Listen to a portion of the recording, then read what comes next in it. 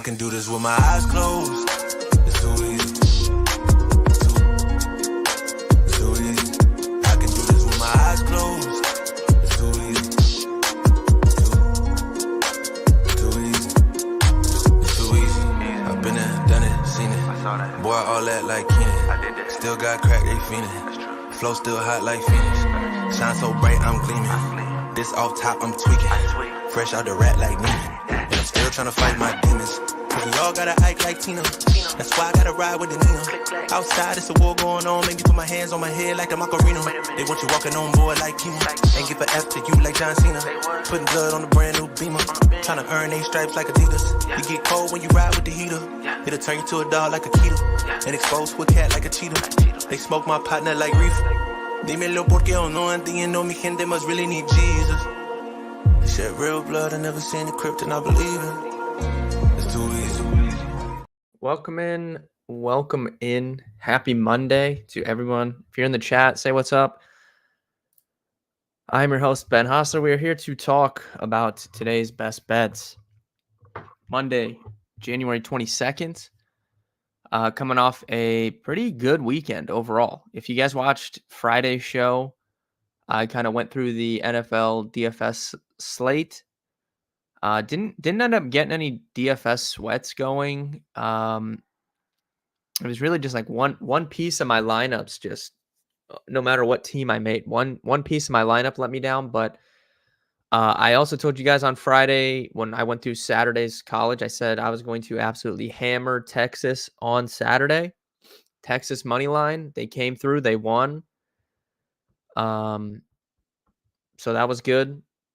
That was my biggest bet of the year thus far, was on Texas in that game, and they clutched up, gave up a 3 to tie the game with 4 seconds left, and then went down the floor and hit that game-winning shot. That was so electric. That is the beauty of betting on college basketball. Great things like that can happen.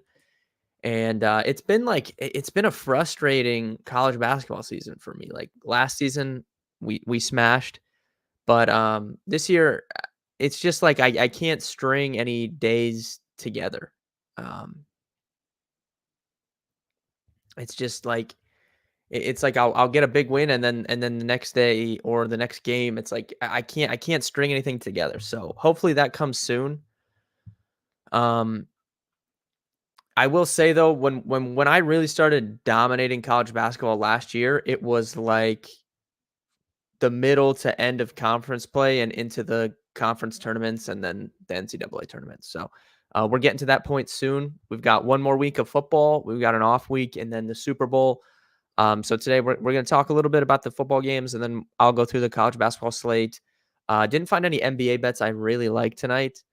But if you have any questions about that, we can talk about it. And I don't even have a lot of college basketball I like tonight. Honestly, tomorrow's Tuesday, so there'll be a ton of games tomorrow. I'll pull it up and just see like if there's any early lines out for tomorrow's games. But Tuesday, typically college basketball is a pretty big day. But hopefully you guys had a good weekend. If you saw my tweet, 49ers didn't look that impressive. Yeah, we'll talk about it. If you guys saw my tweet, I'll be in Vegas in a few weeks for a conference, but we did get nominated for a few awards. So shout out to all you guys for tuning in to the Sunday stream. Did really, really well in the Sunday stream this year. Tons of viewers. Really, really appreciate it. I'm up against Matthew Berry in some of these awards though. So highly doubt that your boy will be coming home with any hardware, but it's still cool to get nominated, and I do appreciate all you guys that tuned in throughout the season. As far as the football games go, Mitchell, what's up? As far as the football games go, oh man, the 49ers. We'll start with Saturday. Mamba, what's up? We'll start with Saturday here. First game on Saturday, Texans, Ravens, nothing out of the ordinary. I went on Owner's Box stream on Saturday. I know some of you guys tuned into that because I saw you in the chat, but didn't bet anything there, but definitely was leaning towards Ravens. I talked about CJ Stroud's road splits on that stream. He coming into that game, he was averaging 310 passing yards per game at home in Houston with 17 passing touchdowns, and on the road this year, he dropped all the way down to 230 passing yards per game and only, I think, 6 or 7 passing touchdowns. So it was a really, really big difference between him at home and him on the road. If you look at the Houston Texans team, they played really good this season. Great season considering how bad they were last year, but they lost to the Panthers outright on the road. They lost to the New York Jets outright on the road. Like, these are not great teams. So I definitely had some concerns going for the Texans on the road there. And I mean, yeah, Stroud, I don't know if Stroud played scared. Like, the whole team played scared. Like, they were jumping false start like constantly. They were getting behind the sticks constantly. Like, it's really tough to overcome that on the road in the playoffs, but still a very productive season for the Texans. So nothing out of the ordinary in that first game. Night game. Wow. I mean, the Packers had a very, very good chance to win that game. Like, the Packers, I'm sure they're going to be kicking themselves for a few months, I feel like, because I don't really know. I don't know how they didn't win that game. Kyle Shanahan, someone was talking to me on Twitter. I don't know if this person watches the streams. I don't know who this person is, but I tweeted something about Kyle Shanahan, and this guy was coming back at me. I'm not saying Kyle Shanahan is a bad coach. I'm not saying I wouldn't want Kyle Shanahan to be my coach if I was an NFL team. But the fact of the matter is that Kyle Shanahan is known throughout his coaching career to be ultra conservative in these big games, and it's cost him numerous times. I mean, as a play caller, he blew a 28-3 lead on offense in the Super Bowl. He's been in numerous big games during his time with the 49ers, and he's just known to be too conservative. I thought at the end of that first half, not trying to get a touchdown, I thought that was egregious. I thought that was just horrible that you have all those weapons on offense and they were just comfortable trying to get that field goal. And there's not a guarantee that you even make that field goal. So I thought, first and foremost, I thought that was horrible from Kyle Shanahan. Secondly, I thought the lack of Christian McCaffrey's involvement in that game was egregious from Kyle Shanahan. You traded a first round pick to go get Christian McCaffrey, saying that that was the missing piece for your offense, right? So then you get in a playoff game where you're playing a team that throughout the season, when fully healthy, the Green Bay Packers defense has been very good, especially on the back end. With their corner play has been very, very good this season.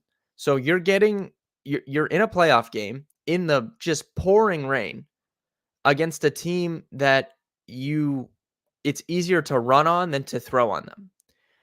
And Christian McCaffrey, like, going into like the middle of the fourth quarter, had 14 carries. I couldn't believe this. And you guys know I am not a run first guy. I'm just not. But you have to play to how the game is playing and your matchups and everything. Like, not feeding Christian McCaffrey 30 touches in that game was just horrible. I think that the Niners would have easily won the game. It wouldn't have been a sweat if they were just feeding Christian McCaffrey in that game. I couldn't believe how little they were using him.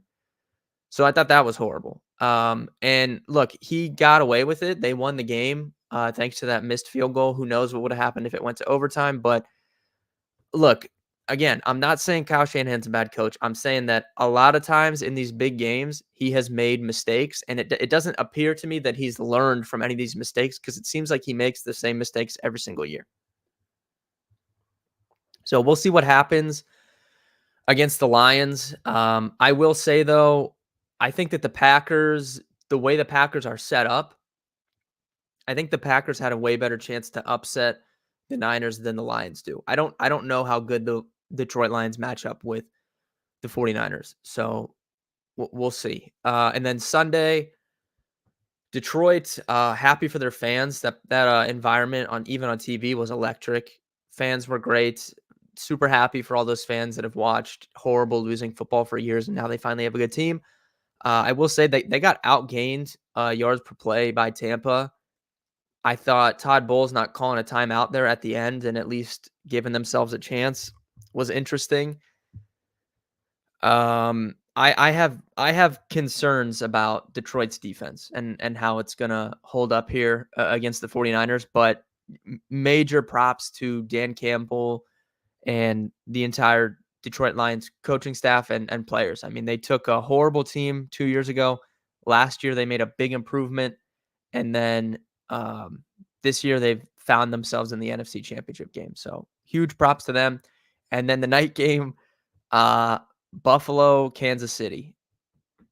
I mean, I feel so bad for Josh Allen. I don't know. I feel so bad for that guy. He can't beat Kansas City. And the Bills, like, they get in these games and I don't understand. I don't understand what on earth that fake punt was. That was a Hall of Fame bailout. Like, if Andy Reid didn't get too cute and just ran Pacheco, they were down. The game was over right then. They would have been down 10 points. So I don't know what on earth that fake punt was horrible. He had Diggs wide open. Yeah, okay, we're gonna talk about this. I feel bad for Josh Allen. Josh Allen has to do everything on his team. Did he had Diggs open a couple times on those under crossers for first downs? Yes, but that's not talking about Diggs. He threw an absolute seed to Stephon Diggs down the field. Would have maybe been a touchdown, and Diggs just dropped it. So I have a serious problem with Stephon Diggs because if you guys remember back to 5 years ago when I first started making content and Stephon Diggs was still on the Vikings at this point, I was the number one guy I was singing the praises for Stephon Diggs. I was saying Stephon Diggs was a top 5 receiver before.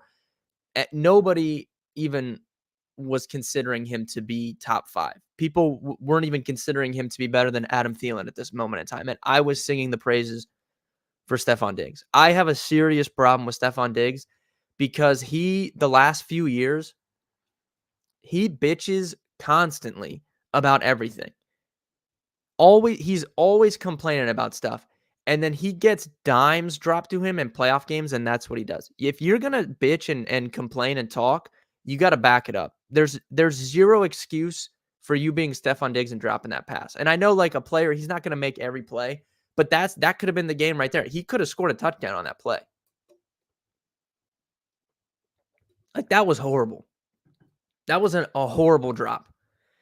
And yes, Josh Allen, 100% agree. He could have took the underneath shots to those guys, but at the same time, everything is put onto Josh Allen. He has to do everything for the team. So these people on TV, on ESPN, and these analysts and former players and stuff, like, they want to come out here and they say, Josh Allen, like, he needs to stop playing hero ball. He can't stop playing hero ball. He's the entire team. He throws perfect passes to guys and they drop them. Like, he's their leading rusher. He's their like, he has to play hero ball because of how their team is constructed. He can't stop playing hero ball. So while he did miss those throws underneath, he's so accustomed to having to do everything. Like, I can't even put blame on him. Like, he has to go for the big plays because, like, he's so used to it. And their defense played so bad yesterday that there was no chance. Like, I'm shocked that they even got the ball back. I was shocked. Casey was just pan frying them. Their defense had no answers. So I feel bad for Josh Allen. I think Josh Allen's one of the. I'll keep singing it. Like, I'll keep defending him. People complain about his turnovers. Go look at Peyton Manning's turnovers early in his career. Go look at Brett Favre's turnovers. It doesn't matter, man. When you are forced to do everything, you're going to turn the ball over. That's just a fact of the matter. So I still think Josh Allen's top 3 quarterback in the league. I think that I feel bad that he's never been able to beat Kansas City, but once again chokes. The Bills choke. I mean, look, I don't know if they would have won if they made that kick, but man, it just sucks. Just sucks. Cook dropped a touchdown too. Yes. He a free agent if he leaves? Where's who are you asking about if they're a free agent? Oh, Diggs. If it's Diggs, Yeah, I think Buffalo needs like a complete reset, to be quite honest with you. I think it's been the same team. They've ran it back with the same team. I don't want people to Allen. Okay, we'll talk about that. I don't want teams to blow stuff up, but when you run it back for 5 years with the same team, I think they need a reset. Diggs looks not great right now. Maybe it's because he was hurt. I don't know, but I mean, they got an aging defense. They don't really have any young players that are really good. They don't have any young receivers that are good. I mean, Shakir is a good guy, like third guy, but the Bills need a hard reset. And Josh Allen's big contract's about to kick in here. I'm pretty sure like he's going to be due for some big money, and I know he's making more money next year, so we'll see what happens. Yeah, Shakir has been like their best receiver, Mitchell, like the last like 4 weeks. Honestly, it's a pretty sad state of affairs over there. All right, as far as this week's games go, we'll talk more like when we get closer to the weekend on these streams. I'll do another Friday. I'll do another DFS stream. It's only 2 games, but I'll go through it and I'll give some bets out. But early look for me for these 2 games this weekend, it's square as fuck. But I don't know how. I don't know how you don't just take the two favorites. I've never bet usually I sit out of the games. I've never bet against Mahomes in the playoffs except for last year in the Super Bowl because I had Eagles futures. I've never bet against Mahomes in the playoffs, but I don't know how I think the Ravens are just such a better team. Kansas City can get to where they're at because of how good Patrick Mahomes is, but their defense didn't play amazing yesterday. They played good enough to win, but I don't know. I don't know how they'd look here against Baltimore. Baltimore defensively is a whole nother level than Buffalo. Buffalo's defense was horrible yesterday. So I think the Ravens are just clearly the better team. And like I said, for Detroit, San Fran, I have legit concerns about how Detroit on the back end is going to be able to stop San Fran here. I mean, Baker Mayfield just put up 350 and 3 against them. If he doesn't throw that pick, maybe they go down the field, maybe they don't. I have no idea. But they were in a position to where they could have won that game. They outgained him in yards per play, like I said. So I have some concerns here about the Lions defensively. I think the Lions will be able to put up points, but I don't know if they're going to be able to stop San Fran when it gets down to these crucial moments. So I think I'm just rolling with the favorites here. It's really square, but I might put a big play. So if you guys followed around, if you're in the Discord, obviously we have a Ravens Super Bowl from before the season. But I might I might just parlay Ravens Niners together. It's like plus 108 on DraftKings right now. I'm assuming that's probably going to move down because it's minus. If you do it on FanDuel, it's minus 101. If you do it on DraftKings, it's like plus 108. I'm assuming you're going to lose some sense of value there if you wait a few days and it'll be closer to even money. So I might just parlay them together for like 2 or 3 units and just that's my play for the weekend because I do think that I think they're the 2 best teams. I think they've been the 2 best teams all year. But we'll talk more NFL when we get to the weekend, and I'll have props and stuff up as well. Loving unders on NBA props, any stick out to you? Yeah, I couldn't find really any NBA bets I like today. The one that I considered was Kyrie Irving under his points. He was around 26 and a half, I believe.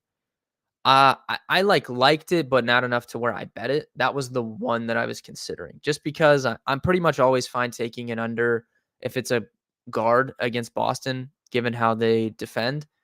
So I think Kyrie under has some appeal, but I didn't love it enough to take it.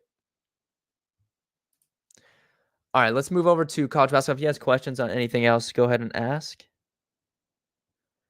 But like I said, this is tomorrow's gonna be a big stream because tomorrow's gonna be a big stream. The golf tournament starts a day earlier this week. It starts on Wednesday, and there's gonna be a ton of college basketball tomorrow for Tuesday. So, how about that under Donovan Mitchell assist? Yeah, Austin. I thought that was dead. NHL kind of ugly too. Yeah, Mitchell. I looked at that too. I will be giving hockey picks out since we went 2-0 on my first night. I will be doing that, but didn't like anything today. Austin, I thought that Mitchell under was toast. I mean, he had 7 assists so quick. Yeah, we got bailed because of the blowout. But that that plays into it in the NBA. There's blowouts all the time. But yeah, he had 7 fast. So I was concerned. I thought we were dead, but luckily the blowout came through. But I'm gonna start heating up in college basketball. I'm telling you guys right now. I can feel when the run is coming, and it's coming. I'm going to start assaulting college basketball soon. And it started on Saturday. Play of the day. I told you guys on Friday. Play of the day. I put 4 units Texas money line. They won. Uh, College basketball is going to start heating up tonight. There's really only 2 big games, and it's Wake Forest, North Carolina, and Cincinnati, Kentucky. Not Kentucky, Cincinnati, Kansas, rather. So here's my thoughts. UNC, very public here, 76%. I like Wake Forest. I posted this in the Discord earlier. I think Wake is the sharp side of this game. I think North Carolina is very good. I think they're one of the best 5 teams in the country. I think that they can go to the Final Four, 100%. But Wake Forest is getting healthier. They're getting all their good players back, and they can score. And they can score in bunches. So I think that this is going to be a high-scoring game. I think it's going to be a close game. So I'm definitely fine with this. I'm fine with the 7.5. I think you can shop around, and I saw there was an 8 on Caesars still if you have a Caesars account. So I'm fine with Wake to cover this game. I think it's gonna be high scoring, and I think it's gonna be a close game. Wake can score. North Carolina, don't love going against them at home in Chapel Hill, but I just think with how this Wake team, I think they're gonna come on here now that they're getting healthy, and I think they can cover the spread. So I'm actually surprised how many people I saw on Wake today. Not the public, but just on Twitter. Like I saw a good amount of people on Wake. I was pretty surprised. I thought most people would just be slam dunking North Carolina here at home. But I think it's a little telling to me that this is 7.5 in Chapel Hill. Like with how North Carolina's been playing lately, I thought they'd be laying double digits here.